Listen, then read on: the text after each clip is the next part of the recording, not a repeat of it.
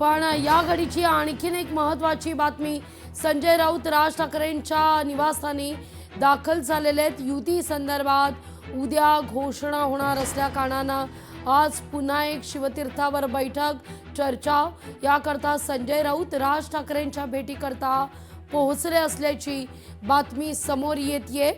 संजय राऊत यांनी नुकतंच प्रसारमाध्यमांशी संवाद साधलेला आहे। धूमधडाक्यात वाजत गाजत युती संदर्भात घोषणा होईल असं या ठिकाणी संजय राऊत यांनी म्हटलेलं आहे।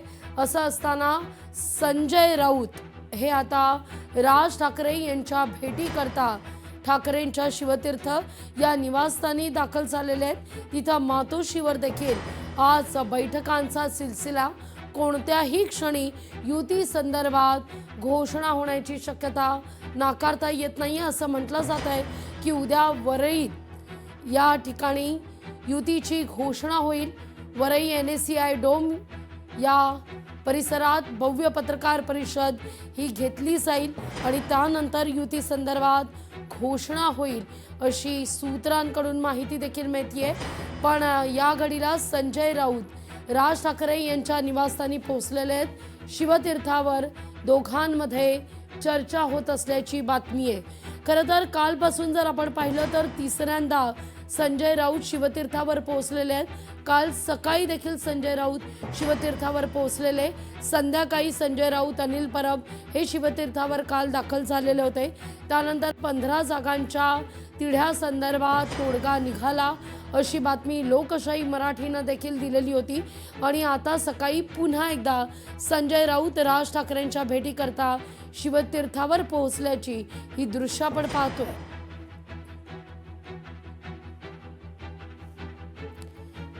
या सगळ्याविषयी अधिक माहिती घेण्याकरता थेट जाऊया शिवतीर्थाबाहेर। आपले प्रतिनिधी आहेत स्वप्नील यांच्याकडे। स्वप्नील, पुन्हा एक बैठक, पुन्हा एक चर्चा। लागी पुन्हा एकदा बैठकीला संजय राऊत आहेत शिवतीर्थावर पोहोचलेले आहेत। राज ठाकरे यांच्यासोबतची ही अंतिम खरं तर बैठक असण्याची शक्यता आहे, कारण उद्या आपण बघतोय युतीची घोषणा होणार आहे। या बैठकीला राज ठाकरे, संजय राऊत, नितीन सरदेसाई, बाळा नांदगावकर हे सुद्धा असणार आहेत। एकूणच जागा वाटपा संदर्भात असेल किंवा युती संदर्भातील तयारी संदर्भातील विषय असेल, या सर्वाची जबाबदारी ही संजय राऊत, अनिल परब यांच्याकडे ठाकरे गटाकडून देण्यात आलेली आहे। तर राज ठाकरे स्वतः यामध्ये लक्ष घालून आहेत। त्यांची चर्चा वारंवार ठाकरे गटाच्या बड्या नेत्यांसोबत सुरू आहे आणि आज खरं तर ही शेवटची बैठक आहे आणि या शेवटच्या बैठकीनंतर सर्व सूत्र स्पष्ट होतील। जागा वाटपा संदर्भातील अंतिम चर्चा झालेली आहे। उद्या कशा प्रकारचं नियोजन असेल ती चर्चा आज होणार आहे आणि एकूणच राष्ट्रवादी काँग्रेस सोबत सुद्धा चर्चा झाली आहे की नाही या संदर्भातील सुद्धा स्पष्टता येईल। म्हणजे ठाकरे गटाच्या कोट्यातील काही जागा ज्या आहेत त्या राष्ट्रवादी काँग्रेसला जातील आणि मनसेला ज्या जागा आहेत त्या मनसेला मिळतील, अशा प्रकारचं एकंदरीत सूत्र ठरले असल्याची माहिती आहे। त्यामुळे आज अंतिम हात हा सर्व विषयांवरती फिरवला जाईल। अंतिम निर्णयांवरती आज पुन्हा एकदा या चर्चेचा उहापोह होईल। जनतेसमोर मांडायचे विषय असतील, जे उद्या कोणकोणते विषय मांडले जातील यावरती सुद्धा चर्चा होईल। नक्कीच संजय राऊत उद्धव ठाकरे यांचा संदेश घेऊन आज राज ठाकरेंच्या भेटीला या ठिकाणी आलेले आहेत आणि शेवटची भेट आज दिवसभरामध्ये असेल। खरं तर काल सुद्धा रात्रीपर्यंत अनेक चर्चेच्या फेऱ्या झाल्या होत्या आणि यामध्ये जी जागा वाटपासाठी आपण जे 15 जागांची तिढा सांगितला होता, ते बातमी चालवली होती, त्यावरती चर्चा झालेली आहे। त्या जागांचा तिढा सोडवण्यात आलेला आहे। मात्र आज पुन्हा ही बैठक होतीये, ती म्हणजे उद्याच्या प्रिपरेशन संदर्भात असेल। उद्या वरळी येथील NSCI डोम मध्ये ही पत्रकार परिषद पार पडणार आहे। या पत्रकार परिषदेचे महत्त्वाचे मुद्दे कोणते मुद्दे असणार आणि ठाकरे बंधू कोणकोणते मुद्दे मांडणार या संदर्भातील नियोजन असेल हे केलं जात आहे। एकूणच आपण बघतोय दोन्ही नेते म्हणजे नितीन सरदेसाई असतील, संजय राऊत असतील, यांच्या हातामध्ये फाईल्स आपण पाहिलेल्या आहेत। त्या फाईल्सवरती जागा वाटपाचे मुद्दे, जागा वाटपाच्या सर्व यादी आहे, उमेदवारांची यादी आहे, त्यावरती एक शेवटचा हात फिरवला जाणार आहे। सर्व अहवाल सुद्धा तपासून पाहिले गेलेले आहेत। त्यामुळे आज नक्की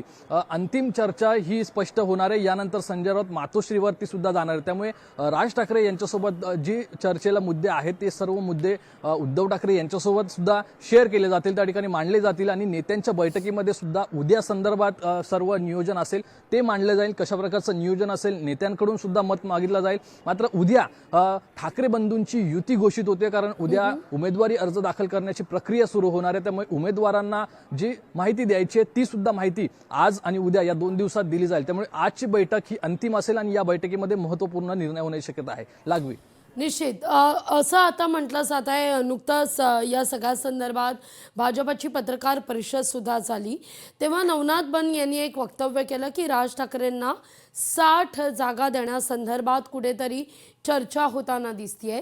जागा वाटपाचा फॉर्म्युला काही कळलाय का? काही या सगळ्याविषयी संकेत मिळतात का स्वप्नील? काही कुणकुण आहे का? नेमक्या ठाकरेंच्या शिवसेनेला किती जागा दिल्या जातील, त्या कुठल्या असतील? तिथं दहिसर वॉर्ड संदर्भात मध्यंतरी बातमी आलेली होती की मनसेला त्या जागा ज्या ठाकरेंच्या खरं तर आतापर्यंत शिवसेनेच्या अधिपत्याखाली जागा होत्या त्या जागा मनसेला देण्यासंदर्भात चर्चा सकारात्मक झाल्याचं कळत आहे. काही फॉर्म्युला ठरतोय का दोघांमध्ये?